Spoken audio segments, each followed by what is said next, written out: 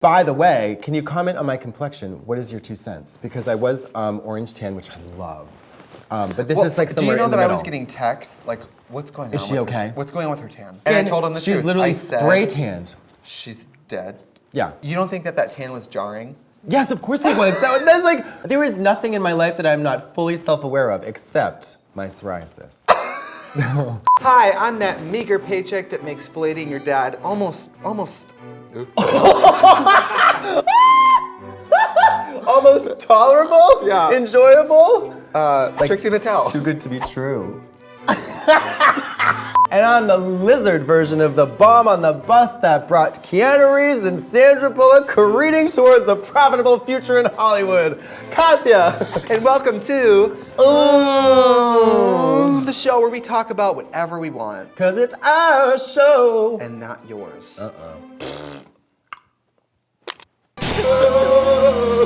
In pose.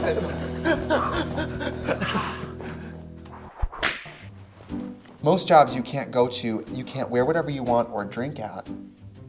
Oh, right. We can wear whatever we want, and well, some of us can drink, but. Spoiler alert, I was a druggie. I would use drugs to do better at work, whether it was like Adderall or speed or crack never really worked for me, but crack is actually kind of whack for me, but it works for other people, doesn't for me. Who is it working for? Well, who is it? Crack really works for me. When you're lonely for the feeling of having all your molars slide out of your face, the teeth just sort of find their way out of your mouth. Yeah. Whatever job you have now, even if you feel like it's a job, I swear to God, there's something you can take from that job and take it with you to the next job. I swear to God. Oh, everything you are doing now prepares you for whatever you're gonna do next. It's absolutely true. You kind of have two options. Either do it well or f***ing quit. Yeah, honestly. You know. If you're gonna be the street sweeper, be the best street sweeper in the world. Sure. There's something I learned when I worked in retail, which I still struggle with today. The way I say things, I come off a little because of dry. her sub-Saharan deadpan delivery. When I worked at a makeup, when I was roll the tape, roll the tape. I worked as a makeup artist. I worked with a girl, and she was like, "Ugh, I feel so fat," and I went, "Yeah, you're huge." But that's clearly a joke. This girl was 100 pounds. No, okay. That makes I went, a joke. "Yeah, you're huge."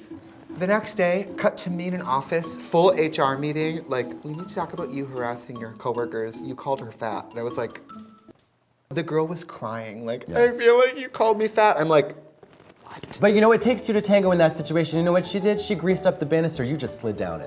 And you know what, bitch? If you're fishing for a compliment, know that it might come dressed up as a rubber chicken. Oh. That's a joke.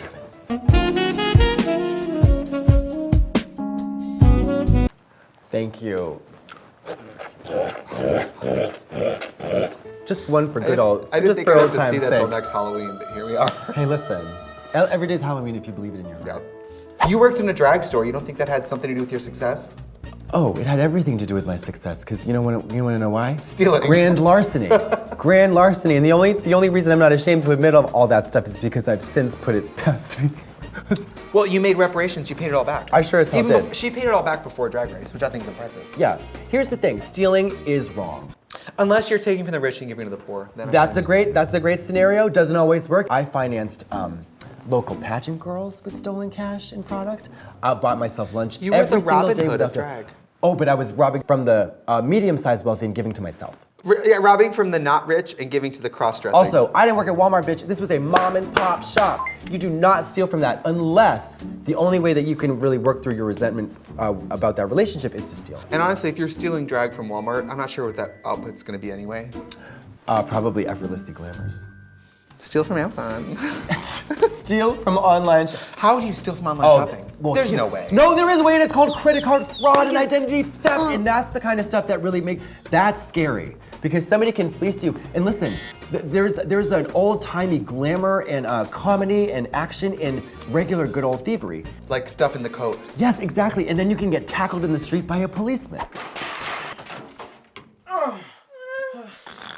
What really scary and makes me angry, waking up in the morning, 20,000 missing from your bank account, and you and neither Chase Bank or Wells Fargo can find the culprit. That's shitty. Identity theft. Doesn't that scare you?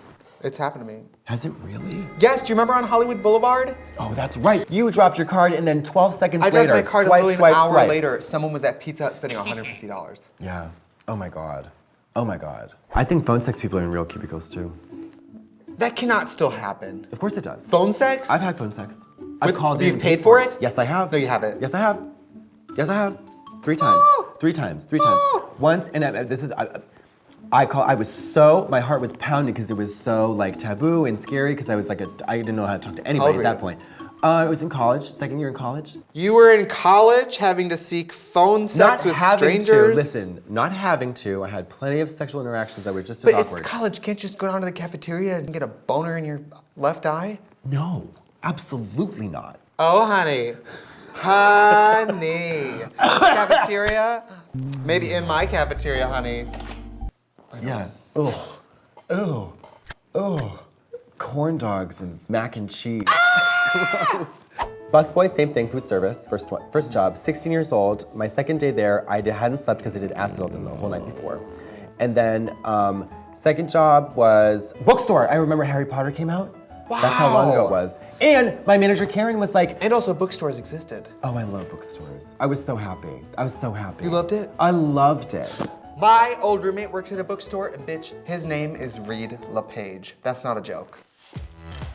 I said, you have the drag name of bookstore names, bitch. You're gonna need this because I'm about to kill you. I'm not joking, that's real. There was, I remember the Harry Potter was coming out, and my manager Karen. Did she work in finance? No. No, okay. Karen from publishing. She sent a postcard that said, all it said was, I am eating and drinking. I thought that was so funny. And then Harry, isn't that funny? From a postcard from the Caribbean that said, I am eating and drinking, Karen. Not love Karen, I was so funny. And then we had an assistant manager who was like a bipolar medicine woman who said, if you're ever in a river and need to get clean, just use sand as salt. Bipolar medicine woman, as in she came from the North and South Pole? Medicine woman, come give me a shot. Hey! And then I went and did 5 hours of work at the chicken hut that I lived at with the closet with the pee bottle. And then I got a drag job. But then I got Dorothy's, and there was a large crackhead contingent because we were just down the street from the methadone clinic. And this woman came in, and she talked like that because they all did. And she was the one who pulled down her jeans, and she had leggings on, and she said, "Spandex is a right, not a privilege." Unprovoked! Unprovoked! Oh! One of my other first jobs was I would stand in a freezer in a winter coat. Okay, what? And trim raw chicken. At 16. That's the last job you said? I forgot that I did That's it. the last job you thought of? Every Wednesday I would be there. I would drive straight from school. I'd be there from 4 till midnight. Full 8-hour shift in a freezer, trimming the skin off raw frozen chicken. Mama, if I had the chance, I'd still be doing that job. Did you ever try to make out with the chickens like this? Well, oh my God. Have you seen that movie, The Mudge Boy, where he puts the chicken in his mouth and bites the head off? They put the chicken between their bodies and f***ed her. Yeah, they did. Did you know that they ate that chicken? Anyway, remember, enter the workforce early, and everybody has something to teach you no matter what job you're at. That's true. And please, if you do find yourself in a situation where you have a very unreasonable boss who is prone to very unrealistic demands and terrible behavior, make sure that once you become self-employed, you don't just take on his terrible qualities like is happening to me right now. Yeah. You are that boss? I'm struggling with I'm struggling with being a boss.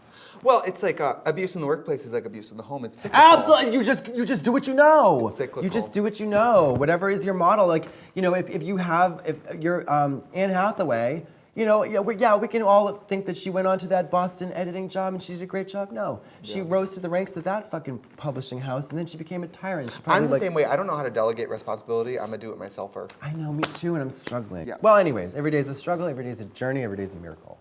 And don't forget to subscribe to Wow Presents.